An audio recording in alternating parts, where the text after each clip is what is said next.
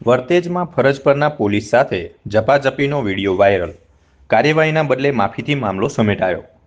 ભાવનગરના વર્તેજ વિસ્તારમાં ફરજ પરના પોલીસ કર્મચારીઓ સાથે ગેરવર્તન અને ધક્કામુક્કીની ઘટનાનો વિડીયો સોશિયલ મીડિયામાં ભારે ઝડપે વાયરલ થયો છે। વિડીયોમાં સ્પષ્ટ રીતે પોલીસ સાથે ઝપાઝપી જોવા મળતી હોવા છતાં આરોપી સામે કોઈ કાયદેસરની કાર્યવાહી ન થતાં આ ઘટના ચર્ચાનો વિષય બની છે। મળતી માહિતી અનુસાર વર્તેજની વ્યસ્ત રંગોલી ચોકડી પાસે ટ્રાફિક જામની સ્થિતિ સર્જાઈ હતી। ટ્રાફિક ક્લિયર કરવા માટે સ્થાનિક પોલીસ કામગીરી કરી રહી હતી। તે દરમિયાન એક કાર ચાલકે પોતાની કાર રસ્તાની વચ્ચે ઊભી રાખી દીધી હતી। પોલીસ કર્મચારી દ્વારા કાર હટાવવા જણાવતા કાર ચાલક ઉશ્કેરાઈ ગયો હતો અને પોલીસ સાથે ઉગ્ર બોલાચાલી તેમજ દાદાગીરી શરૂ કરી હતી।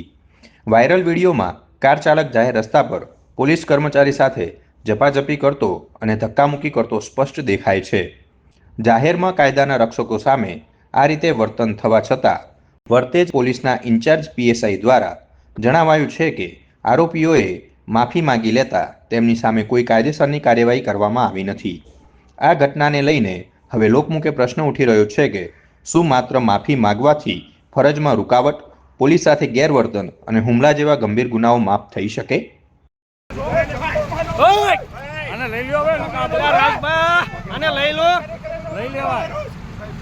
લઈ લેવાય બેહાડી દેવાય ગાડી આપવા બહાર નથી આપણી સુગર છે આ સિવિલ ડ્રેસ સુગર સિવિલ માં મારી આરે છે સિવિલ માં મારી આરે છે સુગર કાઈ વાંધો નહીં કાઈ વાંધો નહીં